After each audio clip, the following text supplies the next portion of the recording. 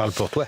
Bonsoir à tous. Véronique Jacquier, Gilles-William Goldnadel, Pascal-Pierre Garbarini, Geoffroy Lejeune et Jules Torres. Je voudrais qu'on commence l'émission par le canal Saint-Martin.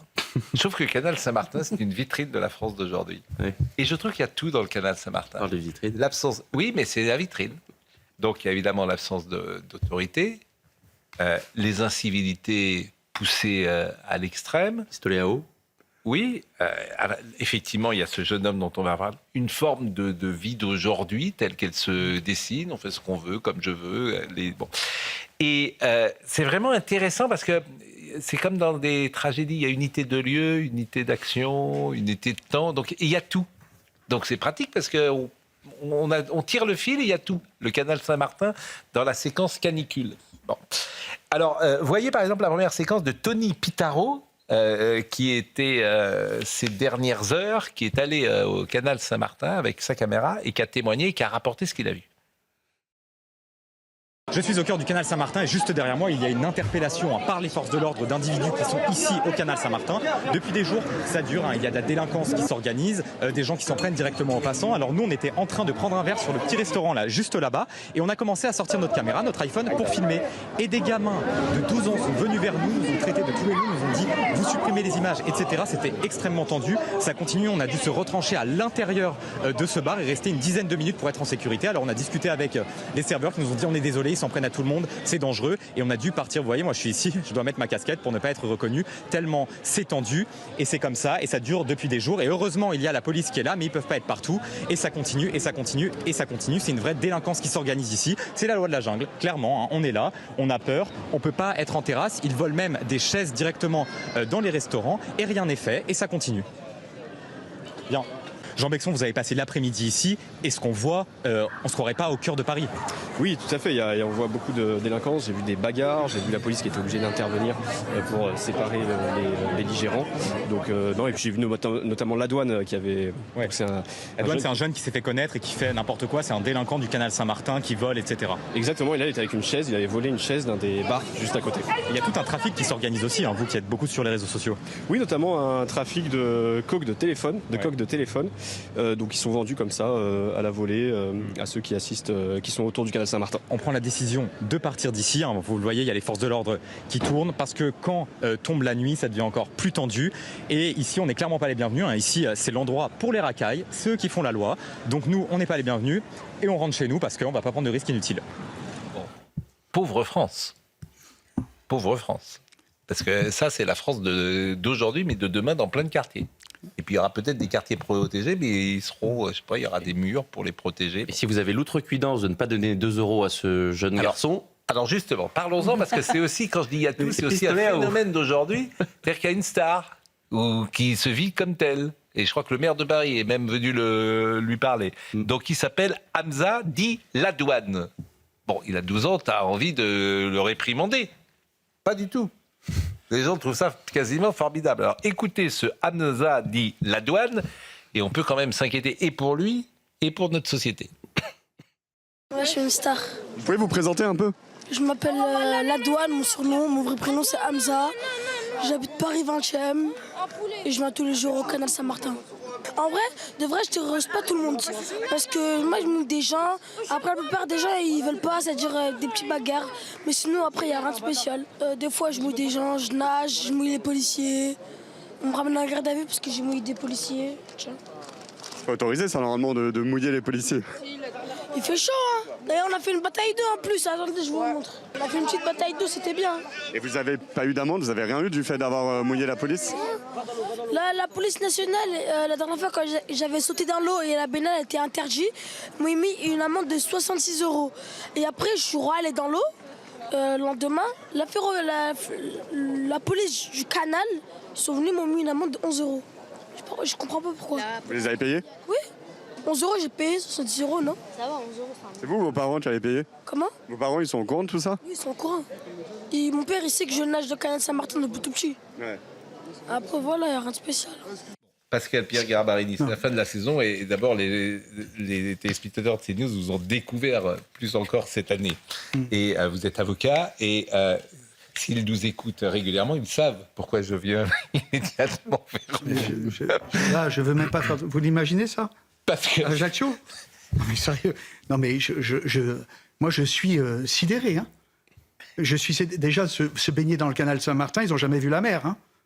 Oui, ça, c'est un autre débat. Non, mais, enfin, là, oui, c'est un autre débat. Mais ça, il y a des endroits de France où ça ne peut pas se passer.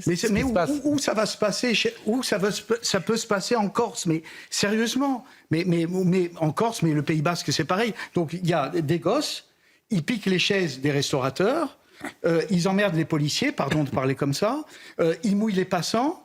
Ils attaquent une dame, ils la jettent dans le canal, personne ne dit rien. Une dame en vélo, ils la bousculent. Mais c'est où ? On est à l'ouest du Pécos. C'est quoi ? C'est le Far West ? Et on rêve. Mais vous imaginez ça, Ajaccio ? Mais il se prend une conche. Je peux vous dire que le gosse, il ne va pas le faire 2 fois. Et après, les parents, on va leur dire, où vous êtes où ? Ils sont dans le 20e, les parents. Mais vous vous rendez compte, mais si ça vous arrive à vous, donc vous êtes dans la voiture, le type il arrive et vous jette un seau d'eau. Ah, il faut rire. Il n'y a personne qui rigole là. Hein. Non mais sérieux, moi je suis sidéré. Et ensuite, il y a des gens, ouais c'est sympa, et le maire se déplace et discute avec le gosse. Mais où on vit ? Mais c'est pour ça que je trouve que je ris, parce qu'il faut mieux rire. Mais moi ça me fait pas rire du tout. Mais où on vit ? Non, mais je trouve que c'est une vitrine. C'est une vitrine merveilleuse de notre époque, le canal. Et en plus, c'est honteux. Je vais vous dire pourquoi c'est honteux. Moi, la dernière fois, c'est pas ma matière. Hein, j'ai été plaidé, j'ai dû m'égarer. J'ai été plaidé au prud'homme. Donc, c'est la rue Louis Blanc, donc à côté du canal Saint-Martin. Je sors. Les tentes des gens qui ne savent pas où vivre. C'est une tente après l'autre, pas d'hygiène. Il commençait à faire chaud. Tous ces gens qui sont là, qui se regroupent autour du canal, à côté de leur tente où ils vivent. Il y a les casseroles par terre, les t-shirts, les anoraks. Mais où on est ? Et c'est Paris, ça ? C'est Paris. Moi, je sais pas, hein, franchement. Hein. Franchement, et ça fait rire. C'est bien. Hein. Et le maire va discuter avec des gens. Il a que ça à faire. Et surtout, peu de gens en parlent comme on en parle là. Cette réalité-là, elle est assez peu montrée. J'ai une question juste pour Maître Garbarini. Concrètement, qu'est-ce qui se passe en Corse si jamais quelqu'un essaie de faire ça ? Mais déjà le gosse il se fait, il va pas se faire frapper, mais il va se faire entre guillemets bousculer en disant non mais ça va pas, et on va surtout aller voir les parents, mais immédiatement, en disant, et puis même pas sur un ton méchant. Allô, dis-moi, tu sais ce qu'il fait ton fils ? Parce que tout le monde se connaît. Allô, tu le sais ce qu'il fait ton fils ?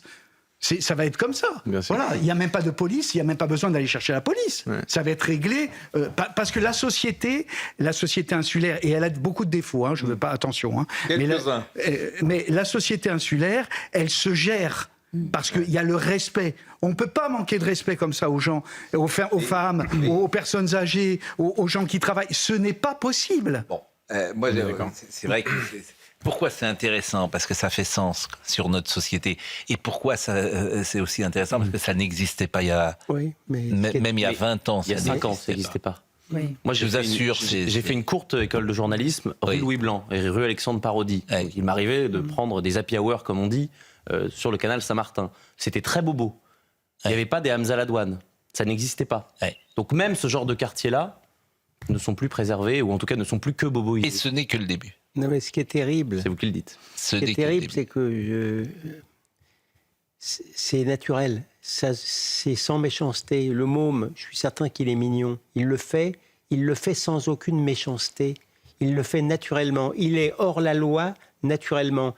Et il est naturellement pas réprimandé par son père. Ça veut dire, ça en dit long sur l'état d'une partie de la société. Alors il y a un deuxième passage que je voulais vous demander, je voulais vous faire écouter de Hamza, dit Ladouane. Alors il a Ladouane parce qu'il demande 2 € à tout le monde, c'est ça ? Ah, sinon c'est pistolet à eau dans le visage. Et il vous met dans le pistolet à eau. Mais c'est une règle, c'est l'état de droit. Non, mais c'est l'état de droit face sur la douane. C'est l'octroi. Mais c'est l'octroi de retour. Alors écoutez le deuxième de ce garçon. Alors il a quel âge ? 14 ans. Je lis 14, je lis 12, je lis 12. 14 ans. Les informations de 100% Frontières ce matin qui révèlent la vidéo, c'est 14 ans. 14 ans. Écoutez. Les douaniers, ils laissent passer les gens, c'est quand ils les payent, ils ne regardent pas leur véhicule. Mais moi, je fais la même avec les vélos. Tu me passes 2 €, tu passes, je te mouille pas. Tu me passes pas 2 €, je t'allume. On t'arrose jusqu'à tu pleures. Vous faites quoi à part ça ? Vous êtes à l'école ? Ouais. Là, c'est les vacances. Sinon, après, j'ai mon collège dans le 20e. Vous avez envie de faire quoi plus tard ? Moi, j'aimerais travailler dans... Comment ça s'appelle? Comme investisseur. Vous avez vu un peu tout ce qui se dit sur vous sur les réseaux sociaux? Ils disent que je suis une racaille, nanani. Et la plupart des gens, ils sont racistes. Hein. Mais après, moi, je m'en moque des gens comme ça. Nous, on mouille des gens, on fait rien de mal. Hein. C'est tout. Hein. Et vos parents, ils sont au courant de tout ce que vous faites là? Mon père, il est au courant. Ma mère, c'est pas encore. Elle a vu 2-3 vidéos, c'est tout. Mais ils vous laissent faire tranquille? Et après, ouais, mon père, il me laisse faire tranquille parce qu'il sait que je fais pas de bêtises. Il sait juste que je mouille des gens, je mouille la police de temps en temps. C'est tout. Hein. Ouais, pour vous, c'est pas des bêtises. Et pour mon père aussi. Par tout le respect que je vous dois, tous les racistes, niquez vos mères. Non, par tout le respect que je dois. Non, par contre, moi, j'ai dit clairement, par tout le respect que je dois. C'est pour ça qu'il y a tout également. Parce que ce jeune homme, il y a une forme aussi d'indulgence. Parce que précisément... Et dans 4 ans, il fera un formidable député LFI. Hein. Bien sûr, il y a une forme d'indulgence parce que l'attaquer, c'est se faire traiter de raciste. Il a bien compris, ce jeune homme. Moi, évidemment, je lui jette pas la pierre. Il a 14 ans. Hein. Voilà, il est bon. Mais il a bien compris la société d'aujourd'hui. Oui. C'est que si tu attaques Hamza, tu te fais traiter de raciste. C'est pas le sujet. Il a compris l'absence de punition, il a compris que les autres qu'il arrosait, c'était des sortes de caves. Il a compris. Il a bien compris quand même les rapports de force, mais de manière naturelle. Il a compris l'indulgence de la société qui est Bien aussi sûr. une Bien faiblesse. Et quand on voit ce qui se passe au canal Saint-Martin, il faut s'imaginer ce qui va se passer cet été sur les plages de France. C'est-à-dire que cette racaillisation de l'espace, on va la voir, on l'a déjà depuis 2-3 ans. Bien sûr. Partout. Notamment quand vous avez des jeunes des quartiers nord qui justement sanctuarisent des morceaux de plage. Et donc avec le côté des lecteurs, des réseaux sociaux, et on se filme, et on va toujours plus loin dans la provoque.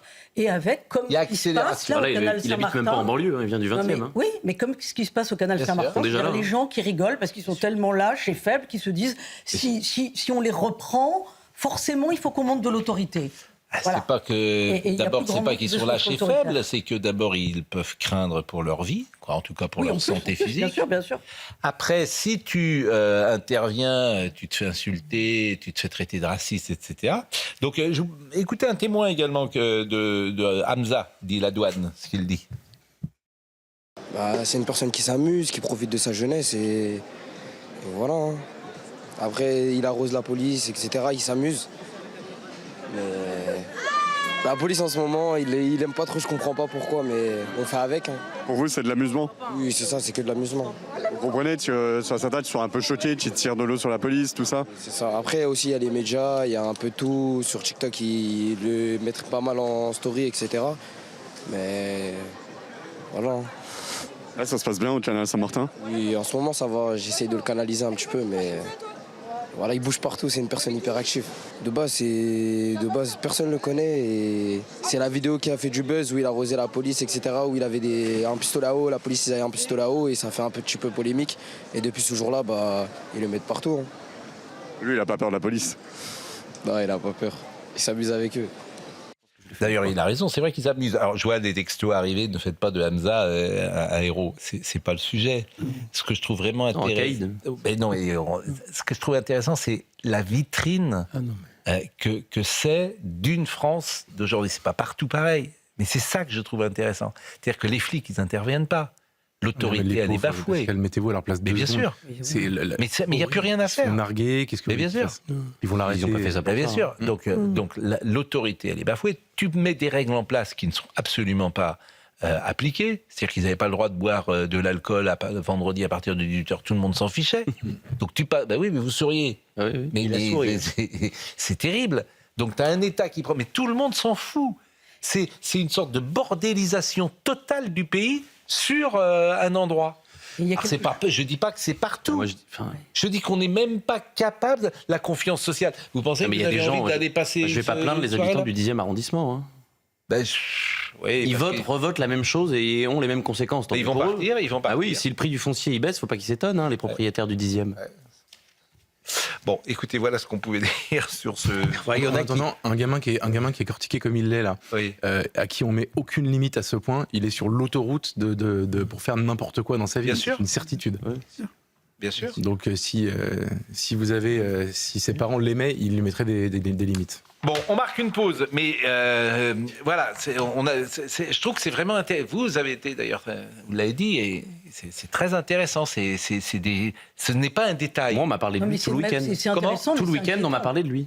Ouais, c'est pas un détail. C'est inquiétant aussi. Ah bah oui. Plus qu'inquiétant. Ah bah bien sûr. Et il y a quelque chose de très paradoxal aussi, c'est qu'on voit des gens s'agglutiner pour passer une soirée ensemble, mais en fait, ils en ont rien à foutre du voisin. Le prochain tel que ça existait dans notre civilisation chrétienne, c'est-à-dire on se tient parce qu'on est capable d'être ensemble, ça n'existe pas. Ils s'agglutinent tous autour du canal Saint-Martin, mais ils ne vivent pas ensemble, ils ne communient pas ensemble, ils ne partagent pas ensemble. Vous avez quelques racailles qui font la loi et les autres autour qui font semblant de rien voir. C'est merveilleux. Et c'est surtout que l'autre n'existe pas. C'est-à-dire que tu peux arriver avec ton enceinte, tu la mets très fort mais oui, à côté. Oui. Ouais.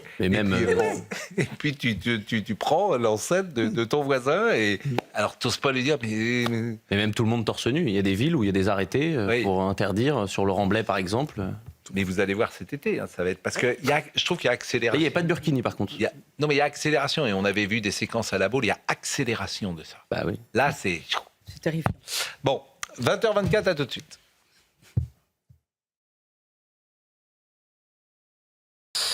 Marie-Julie Marteau est la tante de Louis, ce jeune adolescent de 17 ans décédé après avoir été lynché à Narbonne. Et Marie-Julie Marteau était l'invitée tout à l'heure de Gauthier Lebret et d'Éric Tegner. Et elle a pris la parole parce qu'elle souhaite évidemment que plus jamais ce qui est arrivé à Louis puisse arriver à quelqu'un d'autre, et surtout parce qu'elle dit il est temps que nous parlions, que les familles des victimes parlent, et on ne se laissera pas faire, dit-elle. Écoutez-la. On a décidé, après le départ de Louis, avec sa maman, qu'on n'allait pas se laisser faire. Parce qu'on avait les leviers pour, parce qu'on savait qu'on allait être forte et qu'on allait parler. Mais je ne pense pas que toutes les familles peuvent le faire. Parfois, le chagrin, c'est trop difficile. Le souhait de ma sœur, encore une fois, je m'exprime en son nom. Je tiens à préciser qu'elle prendra la parole. Pour l'instant, je me fais son porte-voix, mais ça viendra. Elle est extrêmement digne. En gros, Louis, c'est pas juste un nom, c'est pas un fait divers. Et maintenant, ça suffit. Et elle invite d'ailleurs tous les parents de France à nous suivre. Parce qu'aujourd'hui, c'est Louis, mais demain, c'est peut-être un des autres enfants. Il faut maintenant que les gens parlent. Bon, c'est assez nouveau, quoi. C'est nouveau depuis la Harmonie Commune avait pris la parole. C'est assez régulier maintenant. La mère Nathalie Bonhomme, Stéphanie Bonhomme, pardonnez-moi, la maman d'Elias. Mère d'Elias parle. Donc il y a femme une d'Albon Gervais, il y en a beaucoup maintenant. Voilà, il y en a, voilà. On peut dire que les marches sont dignes, mais ne sont plus silencieuses. C'est fini. Ils ne se taisent plus les gens. Et ça, c'est très révélateur. Qui était Louis? Et sa tante parle de son neveu. Louis, c'est un jeune homme, alors vous l'avez précisé, qui avait un TDAH. Donc ça veut dire qu'il est très vif, il est très intelligent, mais il ne pouvait pas être scolarisé dans une école normale, puisqu'en fait, il a des troubles de l'attention. Et c'est un jeune homme, comme on en connaît beaucoup, mais c'est vrai avec une fragilité, quelque chose d'un peu différent des autres. Et ensuite, qu'il était dans ce foyer, parce que l'État ne nous a pas proposé de structure. Les deux parents de Louis qui ont décidé de le placer au sein de l'aide sociale à l'enfance. Tout à fait, c'est un choix des parents. Ses parents ont responsabilité, et l'éducateur l'a très bien dit tout à l'heure, ses parents se sont toujours occupés de lui. On ne pouvait pas le laisser comme ça errer, il fallait qu'on trouve une structure. La seule qui s'est proposée à eux, c'était celle-ci. Et son père a également pris la parole, et c'est évidemment très émouvant de l'écouter, et il parle de son fils. C'était un garçon aimé de tout le monde, c'était un gentil garçon, poli, bien élevé, avec ses petites difficultés, liées à ses troubles, mais je comprends pas, moi, pourquoi tant de haine. Moi, j'ai pas l'impression qu'on n'a pas existé, on est une famille. Je l'ai toujours avec moi, quoi. J'ai toujours été présent. Ça fait 6 ans qu'il est tout le temps chez moi. Justice pour Louis, et ensuite on verra pour les... J'ai d'abord ce premier combat-là à mener. Et tout ce qui se passe, l'ASE, tout ça, ça sera un autre combat après mon fils. Pour l'instant, c'est mon fils le plus important. Le foyer, j'ai été les voir, les pauvres, ils sont déjà pas assez, ils sont que 4 ou 5 pour 35 gamins. Les pauvres gamins, ils sont abandonnés, ils sont arrachés à leurs parents. Et eux, ils essayent de faire tout ce qu'ils peuvent, ils sont que 4. Je vais rien leur dire, qu'est-ce que vous voulez que je leur dise? C'est l'État, vous avez changé quand, là?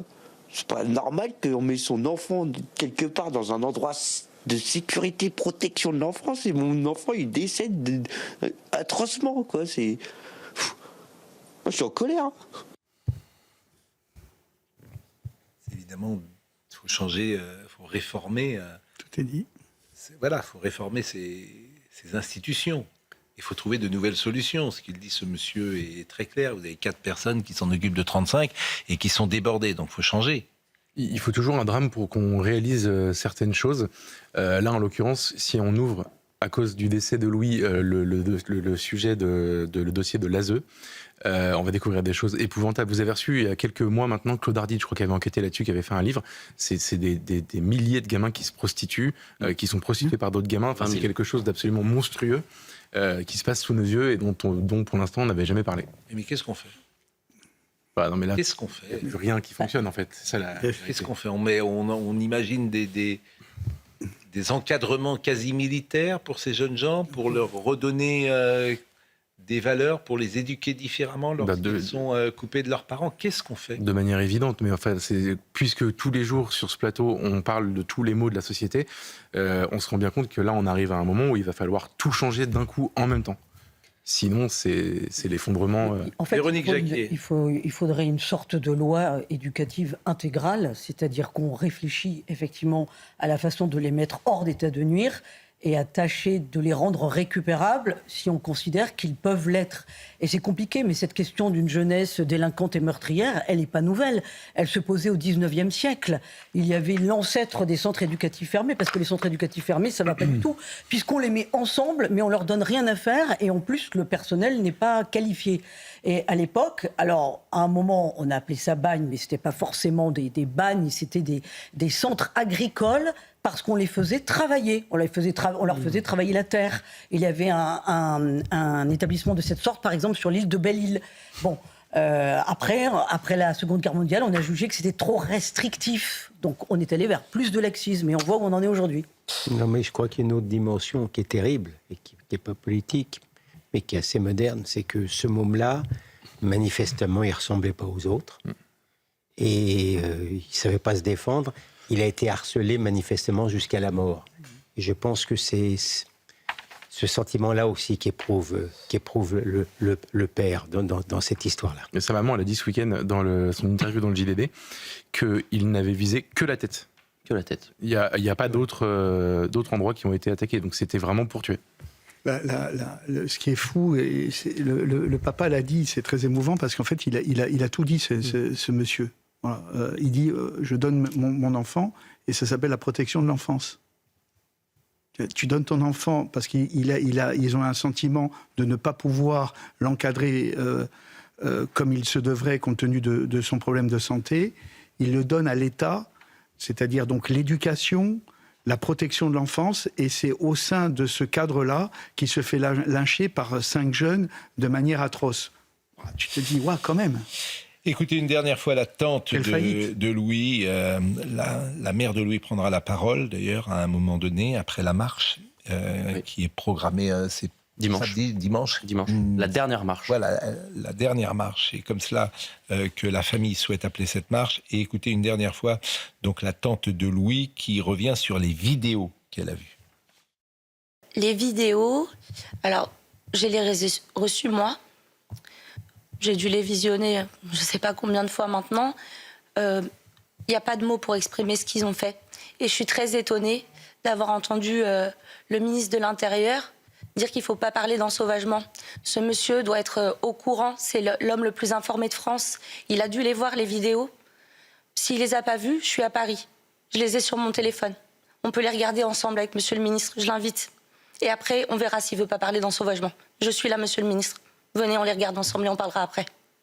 Vous avez été très choqué par les propos de Laurent Nunez qui refuse le terme ensauvagement, qui dit qu'il y a de la récupération politique. Mais alors, premièrement, on s'est toujours exprimé très clairement sur ça. On ne fait pas de récupération politique. On n'en fait pas. Après, les gens se saisissent du sujet, mais c'est bien qu'ils s'en saisissent. Tout le monde est amené, peu importe le bord politique, à se saisir de ce sujet. Et oui, le terme d'ensauvagement, il ne veut pas le prendre. Excusez-moi, je ne peux pas comprendre. Parce que ces vidéos-là, vous les avez passées. Quel terme il faut utiliser? Qu'il me le dise, lui. Quel terme il veut qu'on utilise? Laurent Nunez, justement, qui s'est exprimé. Alors, je pense qu'il a conscience, bien sûr, que la société, elle est ensauvagée. Et il est ministre de l'Intérieur, heureusement. Hein. Et le mot de récupération, je pense qu'il visait uniquement, d'ailleurs, il le dit, manifestement, c'était Éric Zemmour qui avait écrit un tweet. Et je suis pas sûr que ça allait au-delà, précisément, d'Éric Zemmour et de quelques groupes. Déjà, Éric Zemmour, c'est insupportable. Pardonnez-moi, c'est son métier de faire de la récupération politique. Oui. Quand vous faites de la politique, si vous ne parlez pas des sujets d'actualité pour en tirer des conclusions politiques, vous ne faites pas votre métier. Écoutons Laurent Nunez. On m'a interrogé pour me demander si je considérais qu'il y avait un ensauvagement. Donc j'ai redit que je trouvais que ce terme avait une connotation extrêmement violente et j'ai dit qu'il y avait une exploitation de cette affaire. Bon, je vous renvoie aux déclarations de M. Éric Zemmour sur cette affaire qui a parlé de nécessité de remigration. Enfin, voilà, il a fait un lien très direct avec l'immigration. C'est précisément cette déclaration que je visais. Il y a une exploitation qui a été faite ou par des groupuscules d'ultra-droite. Là, je ne crois pas qu'il y ait eu de récupération. Je pense qu'il y a eu une indignation qui est une indignation collective. Une indignation collective légitime. Il y a un cri d'une mère qui s'est exprimée et ce cri, il ne doit pas être un cri comme ça qui ne génère pas ensuite de conséquences. Non mais ce matin on a passé plusieurs, on entendait Madame Borne en son temps, on entendait Monsieur Dupond-Moretti en son temps, c'est toujours la même chose. Lorsque ces sujets sont évoqués ou à l'Assemblée nationale ou ailleurs, on vous dit vous n'avez pas honte d'utiliser le corps d'un enfant. Le cercueil de Lola comme un marchepied. Bon voilà, donc ils veulent pas que ces sujets soient abordés et donc c'est toujours le même système de défense. Pour Laurent Nunez, je pense que il pense que il y a un ensauvagement qui existe, oui. Il dit l'inverse. Hein. Oui, il peut dire l'inverse. Vous décodez mieux le Nunez que moi. Oui, il peut dire l'inverse, mais il peut dire des choses Laurent Nunez, parfois en dehors des caméras. Il a la trouille de dire le réel. Pardonnez-moi, mais le terme d'ensauvagement, qui, en tout cas dans le débat public et dans le bloc central, a imposé ce thème-là très rapidement en 2021 dans le Figaro? C'était Gérald Darmanin. Et Chevènement avant même. C'était Chevènement avant. Mais là, Gérald Chevènement, c'était pas le bloc central actuellement. Donc à un moment donné, Laurent Nunez à cette époque-là, son patron c'était qui en 2021? C'était Gérald Darmanin. Donc soit il nous dit qu'il n'est pas d'accord avec l'actuel garde des Sceaux qui dit qu'il n'y a aucun endroit safe en France, qu'il y a un ensauvagement de la société, soit il est en total désaccord. Mais Laurent Nunez, pardonnez-moi, même sur Éric Zemmour, il ment. Éric Zemmour, il dit une chose, il dit l'immigration qu'on a importée depuis 50 ans a amené à une racaillisation de la société, et quand on voit les images du lynchage de Louis, quand on entend des Wallah et des Wesh, bah oui, ça fait partie de la racaillisation de la société. C'est pas totalement faux. Il parle pas du tout d'immigration, il a jamais dit ça. Et donc, encore une fois, celui qui est en train de faire de la démagogie, c'est Laurent Nunez. Mais surtout, au-delà de la démagogie, et c'est le problème du diagnostic et du déni. Les 10 ans qu'on vient de se passer, peut-être davantage, sont dans le déni. Ça n'existe pas. Donc, le diagnostic n'est pas posé. Donc, tant que le diagnostic n'est pas posé, on ne peut pas appliquer un remède. Mais donc, il pense qu'il n'y a pas d'ensauvagement de la société si le diagnostic est mauvais. Effectivement, tous, au-delà de Laurent Nunez, c'est des années de déni. On l'a dit 10 fois, le courage, c'est de trouver la vérité et de la dire. Ils ne veulent pas. Et de la dire. Non, mais aussi. Geoffroy disait tout à l'heure qu'il fallait tout changer. Ils ont tout à perdre politiquement. Oui. C'est pour ça de toute façon, il y a le déni, il y a la cécité. Vous avez raison. On n'a pas entendu Emmanuel Macron prendre son téléphone pour parler aux parents de Louis. Non, mais ce qu'il doit... Oui, alors il a parlé pour Naël. Là où vous avez raison. Là où vous avez raison, c'est qu'à partir du moment où il parle pour Naël... C'est ça qui est insupportable. Non, donc vous avez raison. Est-ce que c'est pas aussi parce que c'est frontières, ici même, qu'on a parlé en premier? Je pense que ça joue aussi, bien sûr. Je pense que l'origine, justement, de cette information... Je pense aussi, oui. Vous avez raison. Le messager, c'est le message. Le message, c'est le messager. Absolument. Et se pose vraiment la question, à mon avis, centrale, et d'ailleurs j'ai vu que les Français en parlent très très souvent, c'est le problème de l'excuse de minorité. Mais bien sûr. Là, aujourd'hui, ça pose vraiment un questionnement, puisqu'on s'aperçoit que la violence chez les mineurs, c'est des violences d'adultes. Donc l'excuse de minorité, aujourd'hui, alors j'ai entendu Aurore Berger qui dit oui, mais les juges, de manière motivée, ils peuvent l'ôter. Oui, bien sûr. Bien sûr. Il le fait. Je crois que ça arrive je crois qu'ils l'ont fait 100. Ils l'ont fait deux fois. Deux fois, je crois, en 20 ans. Je ne l'ai jamais vu, moi. Plus que ça, 2 fois. Et puis en plus, depuis 45. Ils ont 20 cm de plus qu'en 1945. Donc, je veux dire, non, mais là où c'est intéressant sur le diagnostic, c'est que Geoffroy parlait tout à l'heure du fait de tout changer très rapidement. Vous avez une petite loi l'année dernière qui avait été votée par le parlementaire, la loi sur la justice des mineurs de Gabriel Attal. Elle a été censurée, beaucoup d'articles ont été censurés pour des jurisprudences de 1906, d'une loi de 1906, de 1912 et de l'ordonnance de 45. Ça, Laurent Nunez, quand il y a cette censure, il vous dit... C'est le Conseil constitutionnel, c'est l'état de droit. Donc ces gens-là sont incapables de changer notre droit parce qu'ils se réfugient derrière l'extension du principe de la Constitution et donc sur des textes qui sont complètement caducs. Et ils sont censés défendre l'humanité. Hein. Ce sont censés ces gens-là qui sont gentils. Non mais c'est terrible. Cela, évidemment, peut nous inquiéter. Les drames impliquant des enfants se multiplient ces dernières années. Elias, Matisse, on pourrait en citer de nombreuses. Il y a prise de parole des familles. Cet été va être... Je pense... Les femmes, hein, surtout. Hein. Oui, exactement. Les mères courage. Comme, vous allez dire, comme tous les mères, les tantes, les veuves. Exactement, les mères. On ouvre le chapitre politique, si vous le voulez bien, avec Jean-Luc Mélenchon. Ah oui, très bien. Jean-Luc Mélenchon, alors ça a quelques jours, mais vous vouliez en parler. Ah oui, puisqu'il a parlé du 7 octobre. Oui. Et j'écoute, contrairement à que certains disent, les éditorialistes autour de la table. Et je ne leur impose pas forcément. J'en ai fait même un article pour le Figaro aujourd'hui, je vous signale. Tellement ça me tient à cœur. Donc voilà. Non mais parce que je suis... Non, mais on l'écoute Jean-Luc Mélenchon parce que si vous préférez Mélenchon à moi, allez-y. Les téléspectateurs ne savent peut-être pas de quoi on parle. Entendu, d'accord. Donc écoutons Jean-Luc Mélenchon. Si bien que le tout venant, qui est assez stupide pour croire ce qui est écrit dans la presse, peut croire qu'en effet...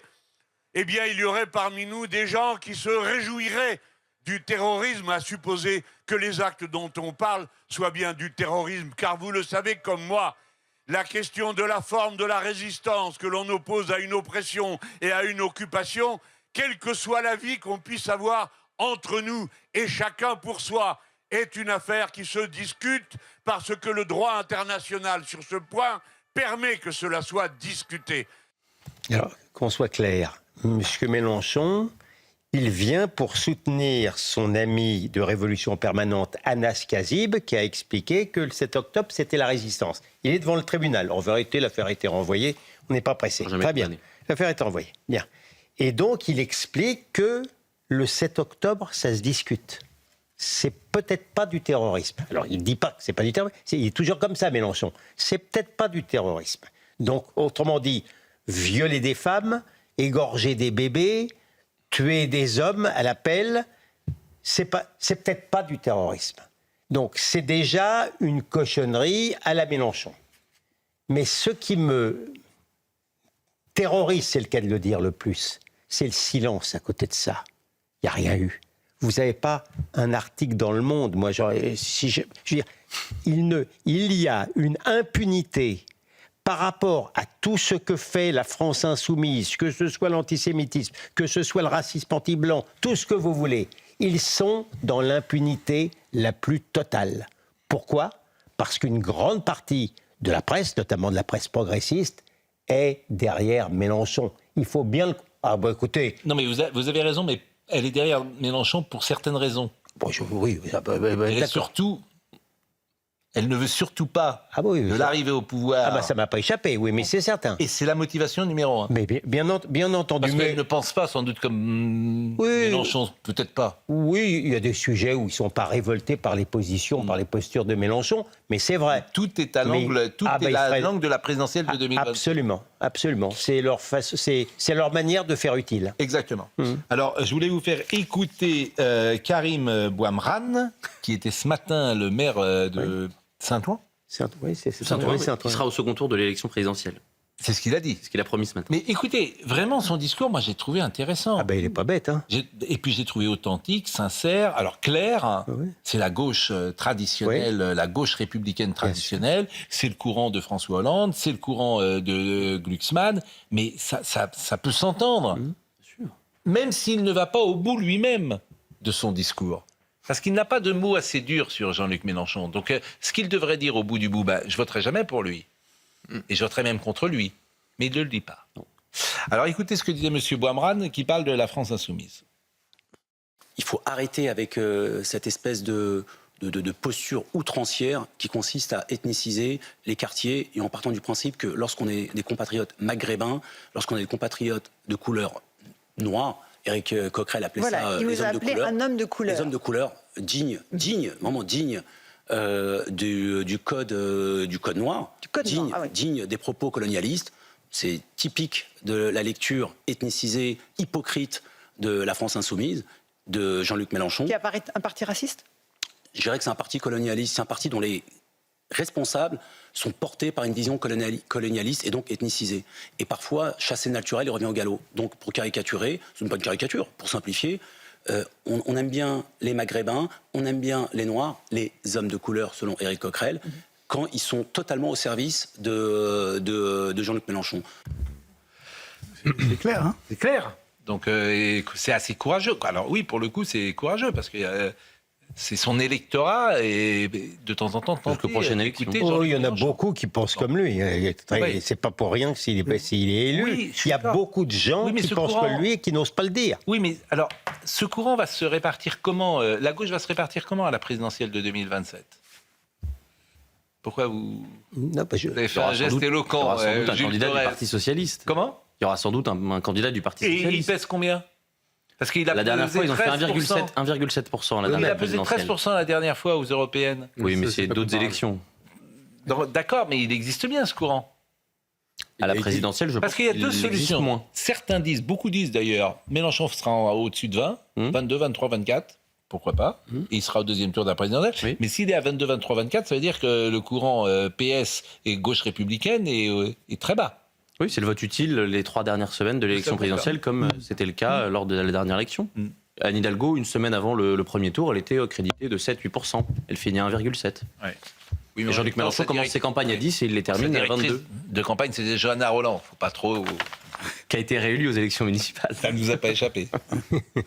Bon, et alors, dernière chose, parce qu'aujourd'hui, je ne sais pas pourquoi, est ressorti Jean-Pierre Daroussin, ce qu'il avait dit de Jean-Luc Mélenchon. Je ne sais pas pourquoi, il y a des sons qui ressortent, parce que c'est un son de 2023, donc il n'est pas nouveau. C'est l'occasion de saluer C8, d'ailleurs, parce que c'était une interview qui avait été réalisée sur l'antenne de C8, et par Jordan Deluxe, à l'époque. Et alors, Jean-Pierre Daroussin trouve absolument formidable, le 7 octobre a déjà eu lieu. Oui. Mais il trouve Mélenchon formidable, Jean-Pierre Daroussin. Mais comme 80% sans doute, ou 90% des gens qui sont dans ce monde artistique. Donc écoutons Jean-Pierre Daroussin. J'adore. Jean-Luc Mélenchon, vous le trouvez courageux? Oui, je le trouve courageux parce qu'il a un fond de lecture de la société et un fond de compréhension du monde qui est très établi, très juste. Et d'ailleurs, il arrive à s'exprimer de façon très claire et les choses sont souvent très... Oui, c'est très justifié. Je suis d'accord avec vous qu'effectivement, il y a des attitudes provocantes qui sont pas toujours les bonnes. Mais on sait bien aussi que c'est un entraînement, une habitude de la radicalisation. Il y a parfois dans la société des nécessités d'être radical. Si on veut bouger si on veut bouger des lignes, il faut de temps en temps avoir des actions radicales. Sinon, on ne secoue rien du tout et les gens vous mangent la laine sur le dos très facilement. C'est formidable. Ce qui est terrible, c'est la vacuité. La vacuité la plus totale. C'est pour ça qu'il faut... c'est les artistes... Enfin, je dis, ils ne regardent pas l'ensemble du monde artistique, mais quelquefois, il faut se méfier. Les gens à qui on met des choses intelligentes dans la bouche ne sont pas forcément eux-mêmes très intelligents. Les pires totalitaires... Il n'est pas là pour vous répondre. Ah non, mais quand il veut. Il n'est pas là pour vous répondre. Mais ce qui est intéressant aussi, c'est l'indulgence, là encore, dont bénéficie Jean-Luc Mélenchon. C'est-à-dire que certains ont le droit d'être radical ou de dire des choses qu'on pardonne, au nom de la radicalité, de faire bouger les choses, mais les autres qui disent simplement parfois une chose qui ne convient pas à la doxa, alors là, ils vont devant les tribunaux, les autres. Voilà, ils doivent être éliminés à jamais. Bien sûr. Sans compter Les arguments sont assez pauvres quand même. Oui. Il avait Il parle bien, la radicalité, ça va pas bien moi, loin. je l'avais jugé le jour d'Arroussin où, pendant les Césars, il avait attaqué, c'était Roman Polanski, je crois, si vous vous souvenez, il me semble. Et c'était la soirée des Césars. Très bien. C'est l'année de J'accuse, ouais. Oui, avec J'accuse. Et là, j'avais compris qui il était. C'est-à-dire qu'il mêlait sa voix à la meute. Tellement facile. Polanski venait présenter Dreyfus. Non, oui, il n'était même pas venu d'ailleurs. Il n'avait pas pu venir. Il n'était même pas venu. Terrible. Et il était boycotté terrible. Et au même moment, il y avait Ladjli, qui avait été mouillé dans une affaire pas terrible non plus, mais qui lui a été fêté comme vous n'imaginez pas. Donc, c'est ainsi, qu'est-ce que vous voulez. Notre ami Gauthier Lebret est en train d'arriver et il va venir dans les informations du jour. Sur la France Insoumise, ça va être très intéressant de suivre le procès de Rima Hassan qui a lieu le 7 juillet, le même jour que celui de Marine Le Pen, puisqu'elle est poursuivie pour des faits d'apologie du terrorisme, puisqu'elle a rendu hommage à un terroriste japonais qui, en 1972, a tué 26 passagers à l'aéroport Ben Gourion en Israël. Donc on verra si ça, c'est de l'apologie du terrorisme ou pas. Encore une fois, on verra ce que les juges décident. Bon, il ne nous reste pas beaucoup de temps, donc on va choisir peut-être les sujets qui vous paraissent les plus intéressants peut-être à traiter. Il y a Hamza Ladouane qu'on n'a pas fait. Hamza Ladouane, on l'a fait bien sûr. Le narcotrafic gagne du terrain dans tous les territoires et ses conséquences dépassent largement les seuls réseaux criminels. Et pour alerter les impacts, le gouvernement déploie une campagne de communication visant à responsabiliser les consommateurs. Est-ce que c'est un sujet qui vous intéresse? Parce que beaucoup trouvent que cette campagne, finalement, n'est pas à propos. Vous avez vu que les tests sur les ministres... Bonsoir déjà. Bonsoir. Sur les ministres. Vous avez vu Un bon point. Il arrive, les tests sur les ministres. Oui. Sébastien Lecornu avait décidé de dépister tous les ministres et les cabinets. Ça ne sera pas rendu public. Décision. Décision de la semaine dernière. C'est intéressant. Pourquoi c'est pas rendu public? Mais ça sert à rien alors. Bah oui.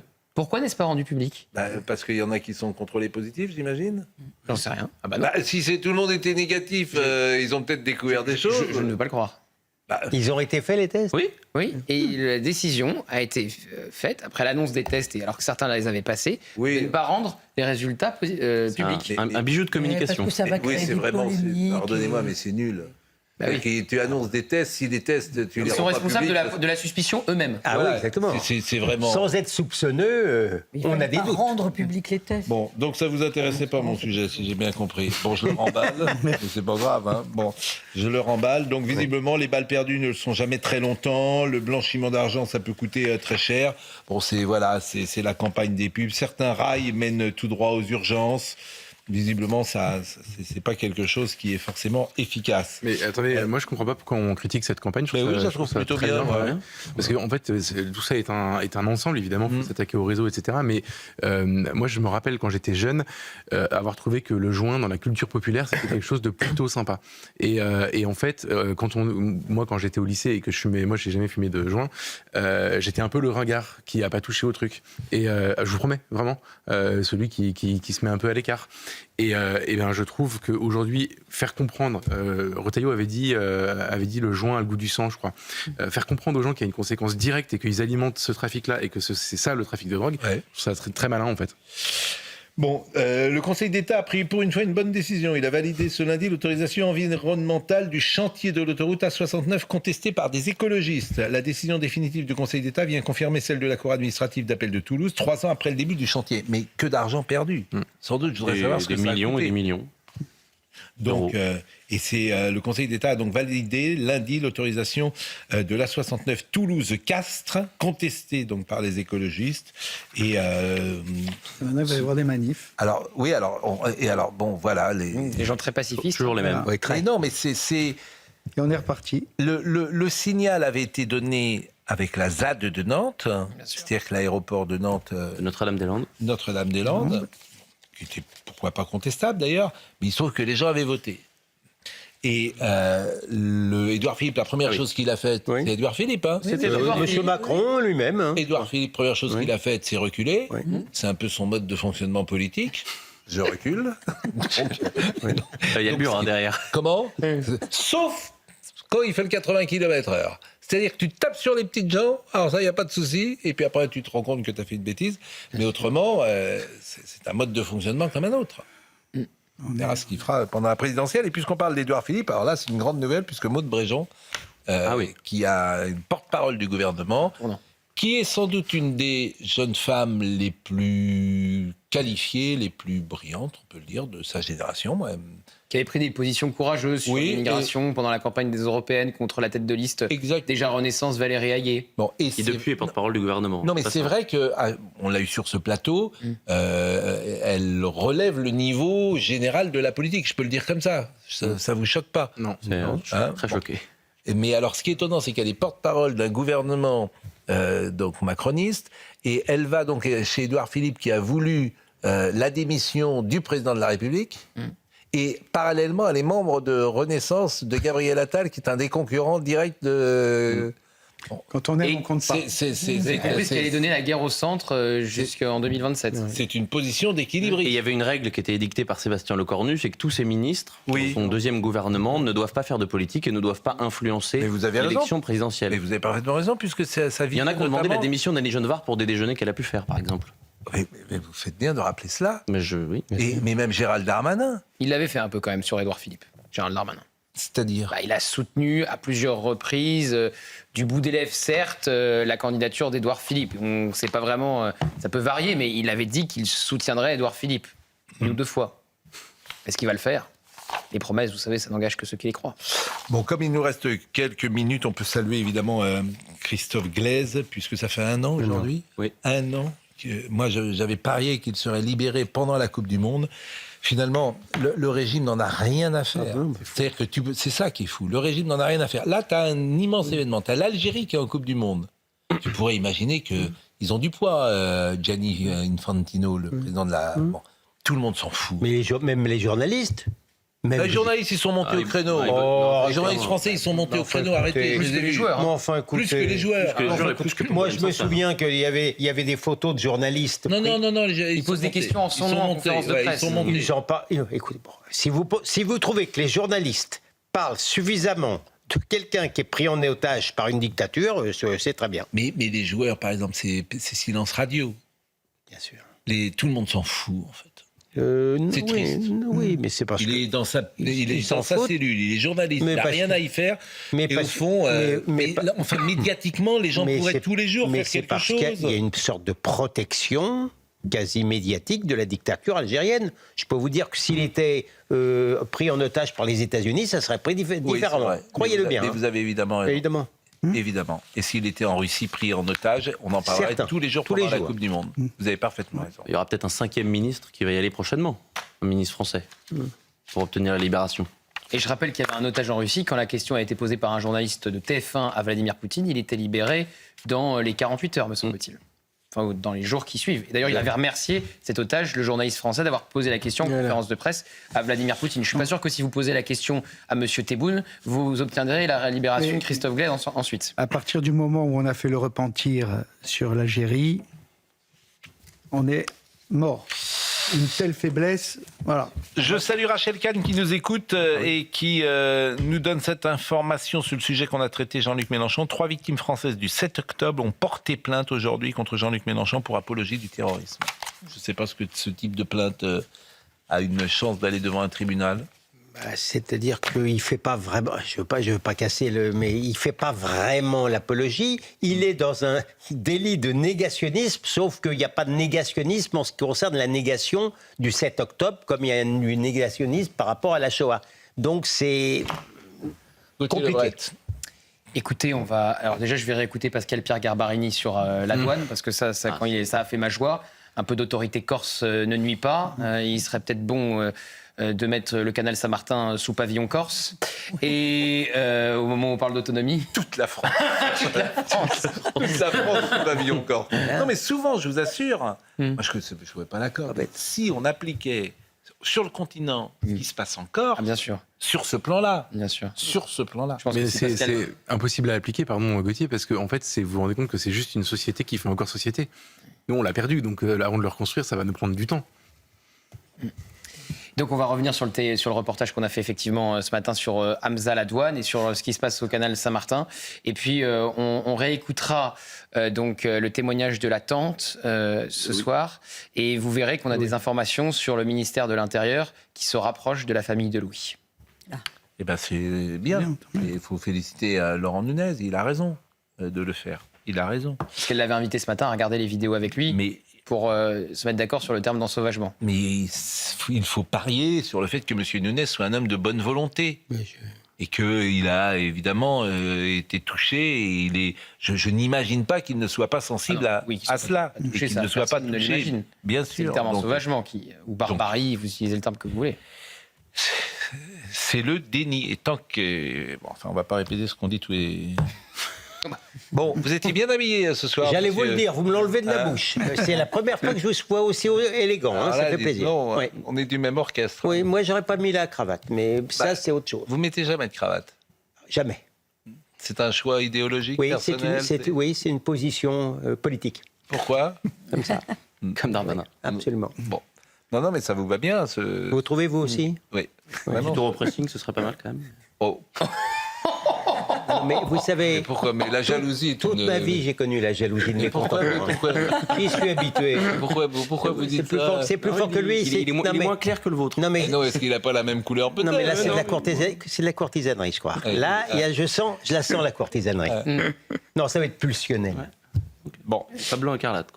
Christophe Droyot était à la réalisation, Mathéo était au son, merci à Benjamin No, à Enzo Cordier, à Cyprien Gaulion. Et dans une seconde, Gauthier, et nous on se retrouve demain matin. Bonne soirée.